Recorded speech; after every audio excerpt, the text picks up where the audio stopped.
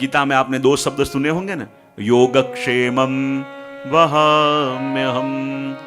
ये दो शब्द आपने सुने होंगे, योग और क्षेम। योग किसको कहते हैं और क्षेम किसको कहते हैं? कहते हैं कोई दुर्लभ वस्तु अपन को मिल जाए उसे कहते हैं योग। योग किसको कहते हैं? जो किसी को जल्दी मिलती ना हो, ऐसी दुर्लभ वस्तु अपन को जब मिले उसे कहते हैं योग। और मिली हुई वस्तु संभली हुई रे, उसको कहते हैं क्षेम। क्योंकि जीवन में दो ही तो वस्तु अपन करते हैं, जो मिला नहीं है उसे पाना है, और जो पाया है उसे संभालना है। तो योग और क्षेम ये दोनों कौन सिद्ध करते हैं? बोले अपने प्रभु सिद्ध करने वाले। ललित भाई भी हमारे आए हैं। तो योगक्षेमम वहाम्यहम, जब प्रभु कहते हैं कि योग और क्षेम का मैं वहन करता हूं, तो जब महाभारत के ऊपर अनेक टीका लिखी गई और उनमें से एक टीकाकार हैं पंडित जगन्नाथ मिश्र, और पंडित जगन्नाथ मिश्र ने जब भगवत गीता के ऊपर टीका लिखी, और टीका लिखते लिखते जब इस श्लोक के ऊपर आए कि अनन्याश्चिन्तयन्तो मां ये जना पर्युपास्ते तेषां नित्यभियुक्तानां योगक्षेमं वहाम्यहम्। इस श्लोक की जब टीका पंडित जगन्नाथ मिश्र कर रहे थे, तब उनको लगा इसमें कुछ अपभ्रंश हुआ है, इस श्लोक में कुछ गड़बड़ हुई है। बोले क्यों? बोले भगवान इसके अंदर कह रहे हैं कि जो अनन्य भाव से मेरा भजन करता है, जो अनन्य भाव से मेरे चरणों का आश्रय करता है, तो उसके योग और क्षेम दोनों का मैं वहन करता हूं। वहन तो हुआ कि उसका भार उठाना। वो कहते हैं मुझे लगता है कि इसमें कुछ अपभ्रंश हुआ है। मूल पाठ यह होना चाहिए कि योगक्षेमम ददाम्यहम्, कि जो मेरे अनन्य भाव से मेरा आश्रय करता है और अनन्य भाव से मेरा भजन करता है, तो उसको मैं योग और क्षेम दोनों प्रदान करता हूं। ददाम्यहम् कहना चाहिए। वहाम्यहम् का क्या मतलब? वहाम्यहम् यानी उसका वहन करता हूं, उसका भार उठाता हूं।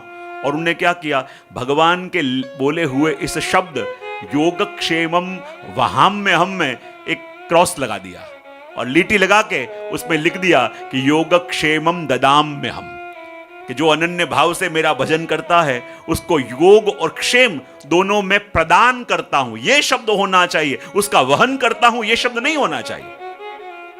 और जब उन्होंने एक लीटी लगा दी, प्रभु के वाक्य को काट दिया, और वो स्नान करने जा रहे थे और अपनी पत्नी से कहा कि मुझे बहुत भूख लग रही है, ऐसे कर जल्दी तो रसोई बना और मैं जल्दी जल्दी स्नान करके संध्यावंदन करके आऊं, वहां तक रसोई तैयार रखना। अब जब उनके पत्नी रसोई घर में गए, क्या देखा? अन्न का एक दाना भी नहीं है। सोचने लगी कि मेरे पति भूखे हैं, स्नान करने गए हैं, और जब संध्यावंदन करके आएंगे और यदि मैं उनको कुछ भोजन न दे पाई तो मेरा व्रत, मेरा पातिव्रत बेकार जाएगा, कि मेरे पति ने जो कामना करी, जो इनकी इच्छा थी, मैं दे ना पाई। प्रभु से विनती करने लगी कि हे प्रभु, आज मेरा व्रत कहीं टूट ना जाए। मेरे स्वामी भूखे हैं, कह के गए हैं रसोई बनाना, और यदि मेरे घर में कुछ है नहीं, कुछ बनाया नहीं, तो मेरा व्रत भंग हो जाएगा। उनकी आंखों में आंसू आने लगे कि हे प्रभु, आप ही मेरी रक्षा करना। उस समय एक छोटा सा 5 वर्ष का बालक एक अनाज की बोरी अपने कंधे में उठा के आया। पित्त रंग के वस्त्र पहने हुए थे, और जैसे ही द्वार खटखटाया, उनके पत्नी बाहर आए, कहने लगे आप कौन हो? बोले तुम्हारे पति ने ये अनाज भेजा है और वो मैं लेके आया हूं। उसे आश्चर्य हुआ, मेरे पति ने ये अनाज भेजा तो भेजा, लेकिन ये छोटे से 5 वर्ष के बालक को इतना भार उठाने को क्यों कह दिया? छोटा सा 5 वर्ष का बालक और इतनी भारी बोरी उठा के लेके आया है, ऐसा मेरे पति ने क्यों कह दिया? बोले कहा कि बेटा यहां बोरी रख दो। और जैसे बोरी रख दी और हाथ जोड़ के जाने लगा, वहीं उसकी पत्नी की दृष्टि पड़ी और क्या देखा कि उस छोटे से बालक के मुख से खून निकल रहा था। उसकी पत्नी से सहन न हुआ कि ऐसा छोटा सा बालक इतनी भारी बोरी उठा के लाया, उसके मुख में से रक्त निकल रहा है। उसने पूछा बेटा तेरे मुख में क्या हुआ? तो उस बालक ने इतना ही कहा कि मेरे मुख के ऊपर तेरे पति ने प्रहार किया है। इतना कह के वो बालक वहां से चला गया। उसकी पत्नी को लगने लगा, अरे जो बालक इतनी भारी अनाज की बोरी उठा के लाया और मेरे पति ने उसके ऊपर प्रहार कैसे किया कि छोटे से बालक के मुख से रक्त निकल रहा था, उसको पीड़ा हो रही थी, ऐसा उनसे हुआ कैसे? सोच रही थी कि आने दो मैं बात करूं। और जैसे ही थोड़ी देर हुई और उसके पति आए जगन्नाथ जी, और उनसे कहने लगे, अरे एक तो आपने इतने छोटे से बच्चे के द्वारा इतनी भारी अनाज की बोरी भिजवाई। पंडित जगन्नाथ ने कहा, मैंने कौन से बोरी भिजवाई? उस बालक ने स्वयं बताया कि मेरे मुख के ऊपर तुम्हारे पति ने प्रहार किया है। और पत्नी तो चली गई कह के, लेकिन पंडित जगन्नाथ जी विचार करने लगे कि मैंने किस बालक के मुख में प्रहार किया, और जो छोटा सा बालक कौन था जो अनाज की बोरी स्वयं अपने कंधे पे लेके आया था। और तभी सुबह की घटना याद आई कि गीता वो तो भगवान के मुख से निश्चित ये वाणी है। और जब उन्होंने वही प्रभु की वाणी योगक्षेमम वहाम्य हमको शब्द को काटा, यानी भगवान के मुख के ऊपर प्रहार किया। और तब उन्हें समझ में आया कि जब भगवान किसी को कोई वस्तु देते हैं तो ददाम में हम यानी भेजते नहीं हैं, स्वयं भगवान अपने कंधे पे उठा के उसके लेके आते हैं। इसलिए उन्होंने कहा कि नहीं, योगक्षेमम वहाम्य हम, भगवान स्वयं उस भार का वहन करते हैं और वहन करके अपने भक्तों के पास आते हैं, अपने भक्तों तक आते हैं।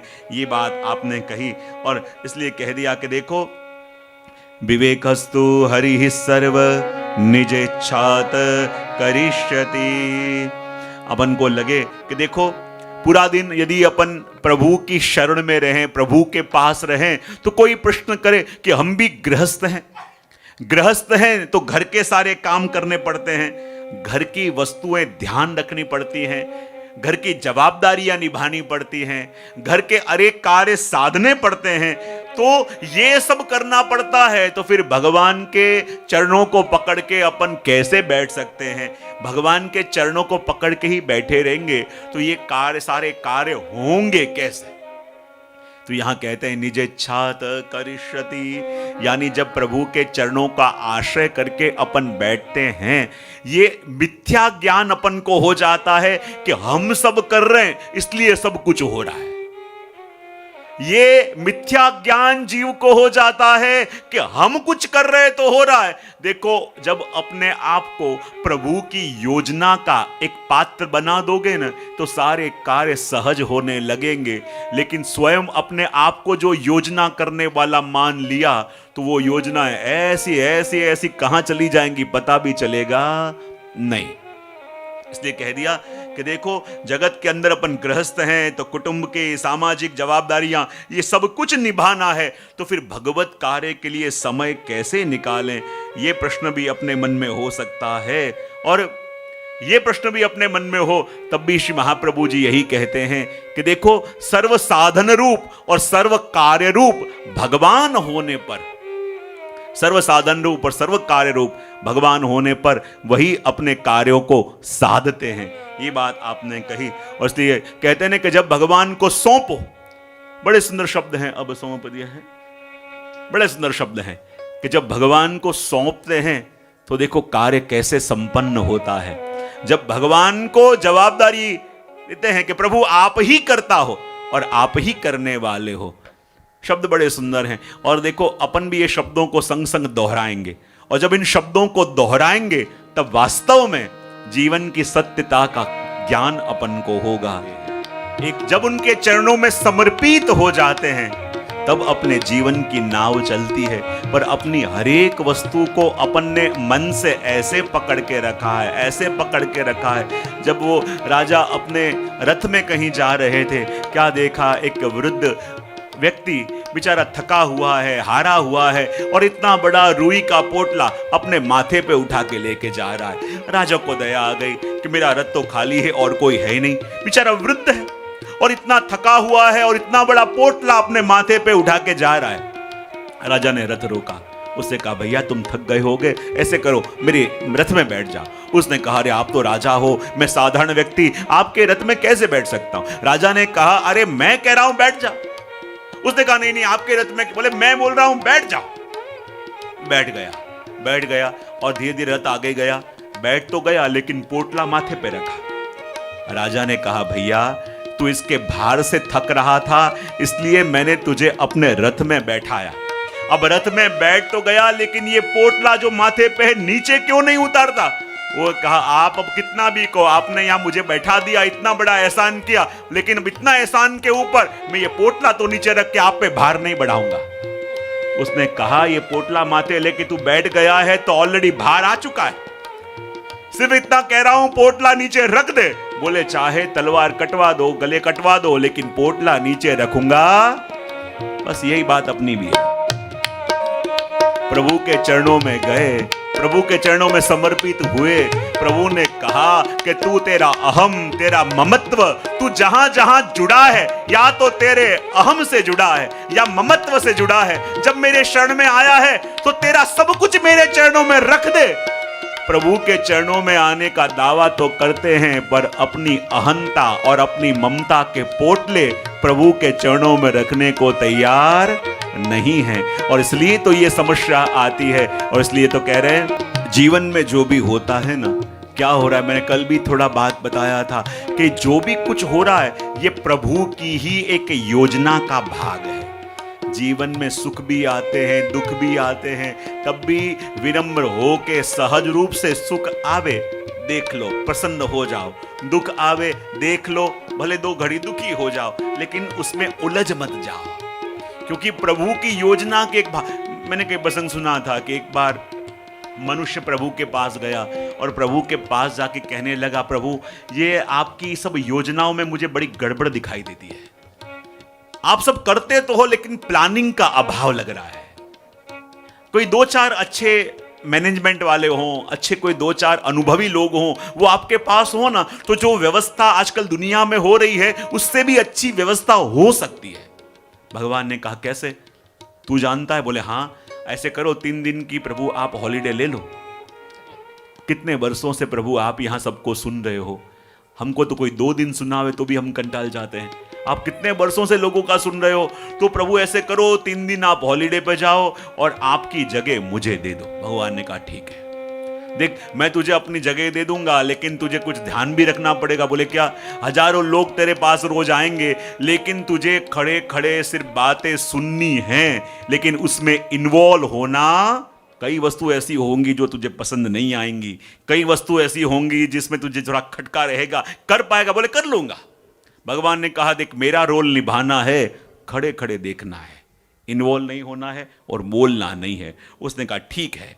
अब आज उसको तैयार होके वहां रहना था, आज उसको खड़े होके वहां रहना था, और जैसे ही प्रभु की जगह वो खड़ा होके वहां ठहर गया, प्रभु बाहर जाके विचार कर रहे हैं, और थोड़ी देर में क्या हुआ, एक कोई अमीर व्यक्ति वहां पे आया और आके जैसे ही प्रभु को दंडवत प्रणाम किए और उसकी जेब में से उसका भरा हुआ वॉलेट वहां गिर गया। उसे बड़ा अंदर से हुआ, मैं कह दूं कि तेरा वॉलेट है, कह दूं तेरा वॉलेट है, लेकिन प्रभु के शब्द याद आ गए, तू मनुष्य है और सबसे मुश्किल काम तुझे दे रहा हूं कि कुछ भी दिखे बोलना। उसने कहा है प्रभु को वचन दिया है तो बोलना तो नहीं है। अब चुप रह गया। अब थोड़ी देर हुई, कोई एक साधारण गरीब इंसान आया, जैसे उसने वहां दंडवत प्रणाम करके कुछ विनती करी, उसकी दृष्टि पड़ी इस भरे हुए वॉलेट के ऊपर, और वो वॉलेट उसने ले लिया। अब वॉलेट ले लिया तो उसे इतना गुस्सा आने लगा कि ये तो उस आदमी का गिर गया है और ये उठा के जा रहा है। बोले अभी उसको रोक दूं, अभी टोक दूं, लेकिन प्रभु के शब्द याद आ गए कि जो भी हो देखता जा, बोलना।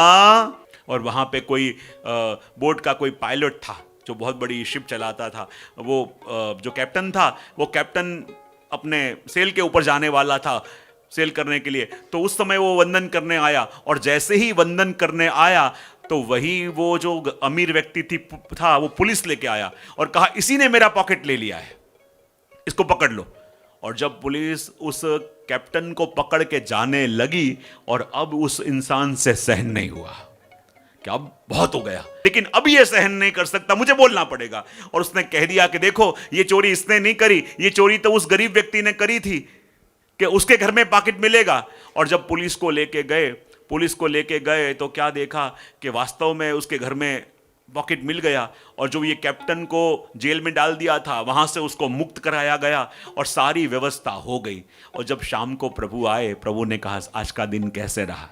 देखो प्रभु, पढ़े लिखे हो तो कितना फर्क पड़ता है, इतने MBA की डिग्री ली है मैंने, इतने मैंने कोर्स किए हैं, तो देखो कैसे फर्क पड़ता है, देखो कितना अच्छा मैनेज मैंने किया। बोले क्या हुआ? प्रभु सबसे पहले कहा, जानता है सब क्या हुआ था? बोले क्या हुआ था? जो भी कुछ होता है वो मेरी ही योजना का भाग होता है। जब वो अमीर व्यक्ति आया और उसके जेब से वॉलेट गिरा, तो वो इतना अमीर है कि थोड़ा बहुत कम हो उसको कोई फर्क नहीं पड़ता, लेकिन उसके बाद में जो गरीब व्यक्ति आया वो घर में रोता हुआ आया था, प्रभु मेरे पास विनती करने, क्योंकि उसके बच्चों ने 4 दिन से कुछ खाया नहीं था। 4 दिन से कुछ खाया नहीं था। जब वो आया तो वो वॉलेट मैंने उसको दिलाया, ये भी मेरे योजना का भाग था। और उसके बाद जो वो कैप्टन आया, वो निर्दोष को सजा हो गई। वो बोले वो आज यदि सेल करने जाता तो आज इतना तूफान आने वाला था कि वो जीवित आता नहीं। मैंने कहा इसको बचाना है तो उसे 3 दिन के अंदर कारागृह में डलवा दूं, ताकि वो बाहर सेल करने ना जाए और उसके प्राण बच जाएं। लेकिन तूने मेरी पूरी योजना को बिगाड़ दिया। मैं एक संग कई कार्य साधता हूं। जब पीड़ा भी देता हूं तो उसके अंदर भी कुछ कल्याण होता है। जब दर्द भी देता हूं तो उसके अंदर भी कुछ कृपा होती है। तो जीवन में जब प्रभु की योजना का एक भाग के रूप में विपत्ति भी आवे ना, तो उसे सिर्फ सह लो। यहां वहां भटकते हैं ना, तो प्रभु का प्लान किया हुआ अपन सब कुछ डिस्टर्ब कर देते हैं। उन्होंने दर्द भी दिया है ना, तो उससे पहले दवा की व्यवस्था कर दी है, बाद में दर्द दिया है। लेकिन वो दर्द के इलाज हम खुद अपने ढंग से ढूंढने के लिए भटकते हैं ना, इसलिए प्रभु की योजना को पूरा डिस्टर्ब अपन कर देते हैं। इसलिए यहां कह दिया कि विवेकस्तु हरिः सर्व निजेच्छातः करिष्यति, और निजेच्छातः करिष्यति ये कह के ये भी कहा कि भगवान अपने भक्तों के मन में जैसी जैसी इच्छा जगती है वैसी वैसी लीला भी करते हैं।